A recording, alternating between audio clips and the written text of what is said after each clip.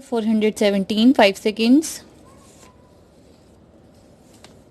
Start. Sir, I do not want to give any examples, but I should like to say a word about the agricultural program before I come to close my remarks. Now, it has been said here that while stress has been laid on the agricultural program both in the community development and national extension service blocks, yet these blocks are suffering from shortage both of seeds and fertilizers.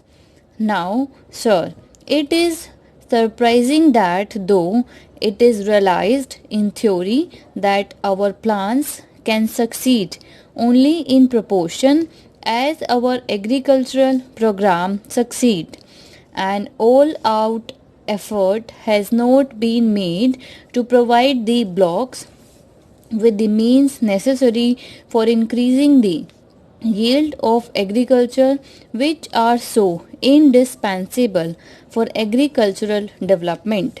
Now, sir, if we fail even in these blocks, where else can we hope to succeed? We have our officers here who are charged with the task of looking after certain areas, and yet the result is disappointing. It may be said, sir, that government for no fault of its own is unable to supply these things in adequate quantities. Then I suggest, sir, that the work should be concentrated in smaller areas so that it may yield such results as to make people living in other areas after their help for their development. So, I shall make no quotations because I want to close my remarks very soon. But I should like to refer to the conclusions which I have been stated in chapter 6 of the report before us. I said just now, so that if there is shortage of seeds and fertilizers, then it is obvious that for achieving the best results, the work should be concentrated in smaller areas. The report says much the same thing. It says that the study shows that the average block is 25% larger than the program's norm in terms of population, and that the large blocks do not have proportionately larger personnel and finance.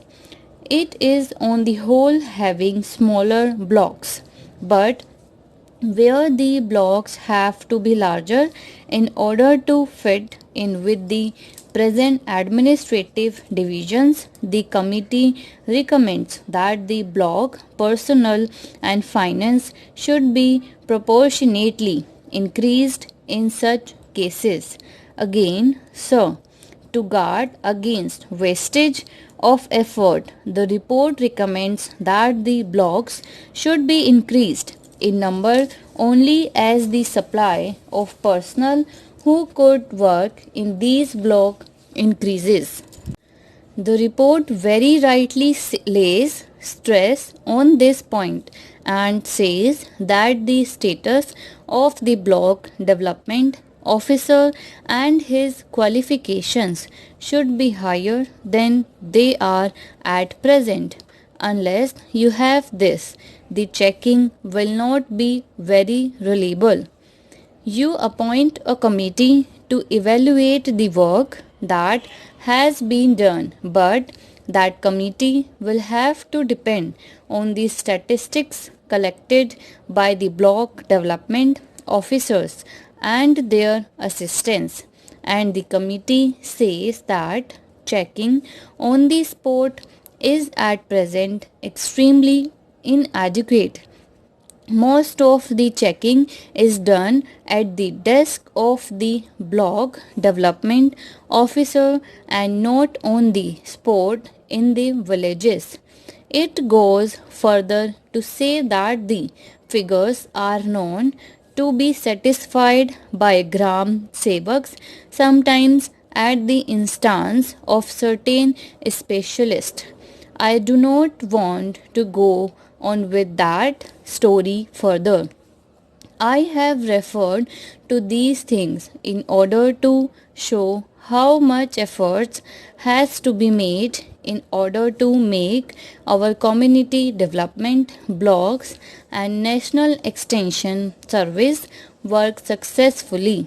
We have to concentrate our effort in view of the shortage of indispensable material for getting that material and for getting man of such status as can be fully trusted by us. Now, sir, in order to have really a proper organization, and in order to see that the officers concerned with these development blocks work, I think it is necessary that the collector should be invited to take personal interest in these areas, relieve the collector of his other duties, and entrust him with the work to be done in connection with development, that is, planning work. That is at present far more important than the routine administrative work in the states. If you do this, I think you will be able to achieve much greater success than it has been done so far. My honorable friend regarded it as a disadvantage that education, cooperation, transport, and communications should all come under the same officer. I personally think, sir, that it is in the interest of the villagers that all these things should be looked after by the same set of officers. And if you have the collector of a district as the head of this organization in his district and charge him with the special duty of seeing that the community development and national extension service work is carried out in accordance with the program, I am sure that much better results will be achieved than have been achieved so far. Sir, I welcome this occasion to participate in this debate. Great expectations have been raised in the minds of people with regard to this movement.